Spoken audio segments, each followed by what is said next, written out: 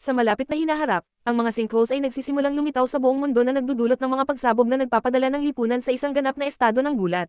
Ang mga malalaking monsters na kilala bilang Reapers ay lumabas sa mga butas na ito at habulin ang mga tao na patayin sila. Hindi sila nasasaktan ng mga bala, kaya kahit na ang militar ay maaaring makatipid ng lipunan.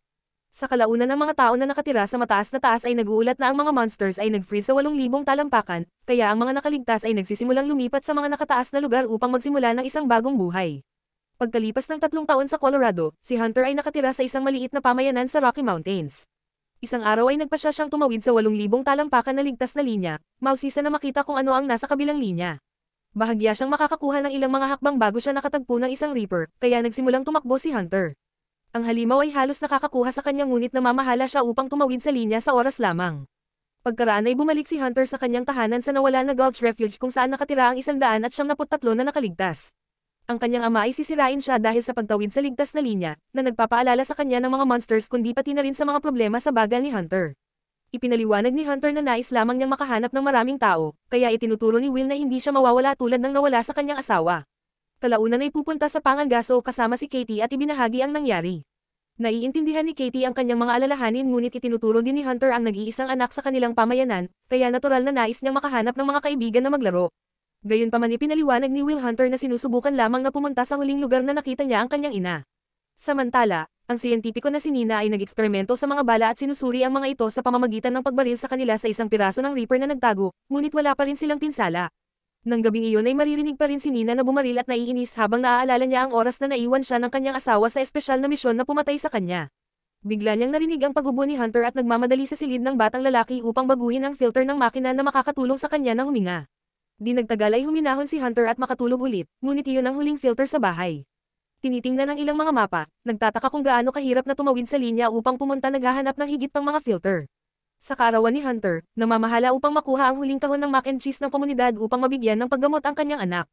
Habang nagluluto sila, nagtataka si Hunter kung bakit hindi na nila ginagamit ang radyo. Ipaliwanag na kailangan nilang makatipid ng kuryente, kaya gumagamit sila ng mga watawat upang makipag-usap sa iba pang mga refugee. Iniisip ni Hunter na ito ay malungkot dahil ang pakikipag-usap sa mga tao ay mahalaga. Nang gabing iyon ay nagsisimula muli si Hunter sa paggubo at walang pagpipilian si Will kundi bigyan siya ng isang iniksyon. Matapos matulog muli si Hunter, pupunta si Will upang sabihin kay Nina upang sabihin sa kanya na aalis siya para sa Boulder sa umaga upang maghanap ng mga filter para sa kanyang anak. Sinasabi niya na natagpuan niya ang isang ligtas na kalsada, ngunit hindi siya naniniwala kay Nina dahil na-memorize niya ang lugar.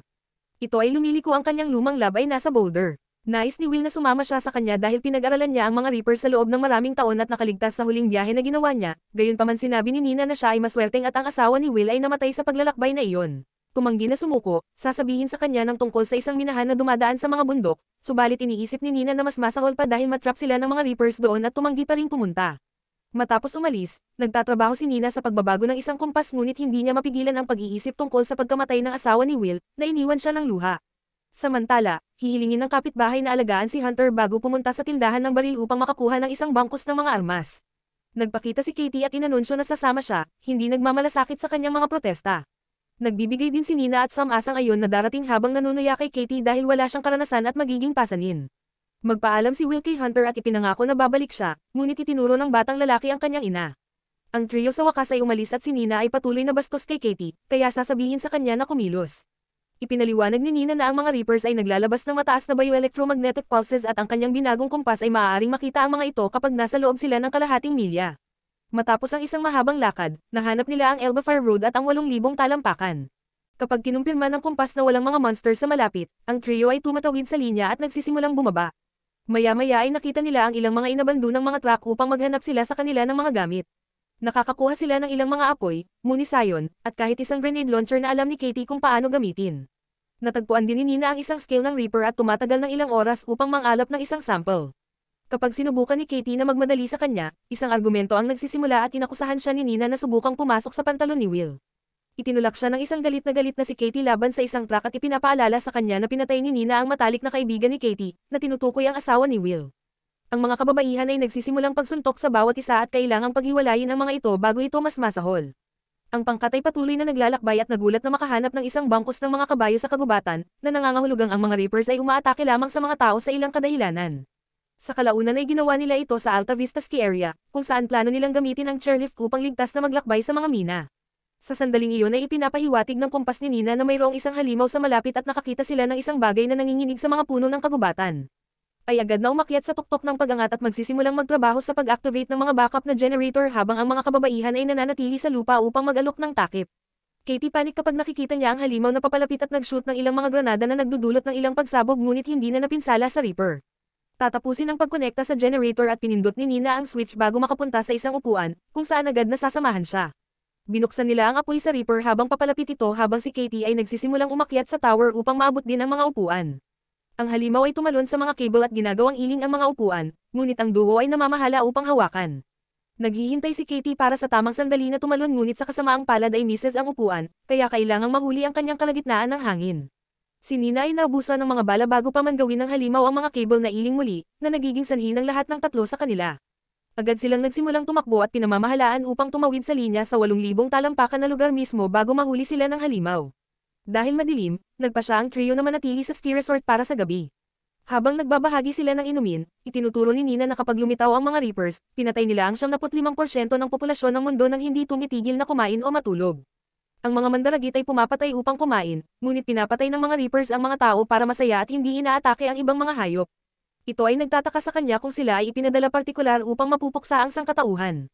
Matapos matulog ang mga kababaihan, maaalala muli ang huling pag-uusap na mayroon siya sa kanyang asawa, na talagang nagtiwala sa mga kasanayan ni Nina upang makahanap ng isang paraan upang patayin ang mga nag-aani. Kinabukasan ng grupo sa wakas ay ginagawa ito sa minahan kung saan sanay na magtrabaho. Ipinaliwanag niya na ang parehong mga dulo ng tunnel ay higit sa 8,000 talampakan ngunit ang mas mababang antas ay pumupunta sa ibaba ng linya ng kaligtasan, na hindi natatanggap ng maayos. Ang mga tunnels ay hindi maayos na selyadong kaya mahahanap pa rin ng mga nilalang, hindi sa banggitin ang kumpas ni Nina ay hindi gagana sa ilalim ng lupa. Dumating na sila sa ngayon, kaya't sina Nina at Katie ay walang pagpipilian kundi patuloy na sundin si Will.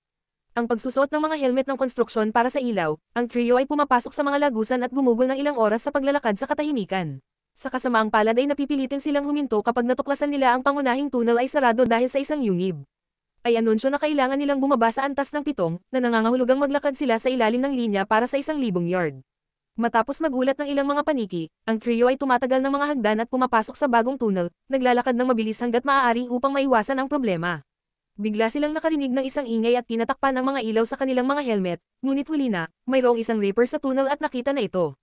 Agad na nagsisimula ang grupo habang binaril ni Katie ang paminsan-minsang granada, na umaasang mapabagal ang halimaw. Pinapanatili din ng inabando ng makinarya ang Reaper at magbubukas ng apoy, ngunit walang saysay ito.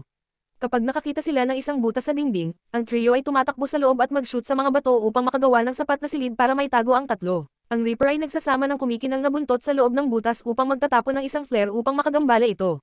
Ang ilaw ay nagpapakita ng isang paraan sa kabaligtaran na pader, kaya itinulak nila ang ilang mga bato upang mag-crawl sa pamamagitan nito upang makatakas. Magaganap ang lilipat at kailangang yumigtad ang buntot ng Reaper bago sumunod sa kanyang mga kaibigan. Matapos ang pag-crawl ng ilang minuto ay lumabas si Katie sa isa pang lagusan, lamang na matagpuan ng isang Reaper na agad na sinaksak siya ng buntot. Susubukan bang maabot ang kanya, ngunit hindi siya sapat na mabilis at kailangang panoorin kung paano siya pinalayo ng halimaw. Sa sandaling iyon ay nakahanap si Nina ng isang hagdan, kaya't siya at agad na umakyat habang naririnig ang isang Reaper sa likuran nila. Sa kabutihang palad nahanap nila ang pintuan at naubusan ng minahan, naabot ang isang ligtas na taas sa oras lamang. Si Nina at ay magpapatuloy sa kanilang paglalakbay, hindi tumitigil sa anumang bagay maliban sa pagpeteng ng isang kambing. Kapag ito ay madilim, nakakita sila ng isang inabandonang bahay at masira upang magpalipas ng gabi. Mayroong ilang mga kahon ng mac and cheese at mayroon silang mga ito para sa hapunan habang ibabahagi nito na ito ang paboritong pagkain ni Hunter. Tinanong niya si Nina kung ano ang nasa lumang lab, kaya ipinaliwanag niya na maaaring makahanap siya ng isang kemikal na maaaring sa wakas ay makakatulong sa mga bala na makapinsala sa mga monsters. Ipinapahiwatig niya na ang mga kaliskis ng mga Reapers ay electrically sisingilin, kaya ang tamang bala ay maaaring maging sanhi ng panloob na pagkasunog. Iniisip ba na parang isang hindi kapani-paniwalang magic bullet at hindi makapaniwala na namatay ang kanyang asawa sa isang mahina na teorya? Kinabukasan kinuha nila ang truck mula sa bahay at ginagamit ito upang tumawid sa linya ng mabilis hanggat maaari, na dumadaan sa isang bayan na kinuha ng mga hayop.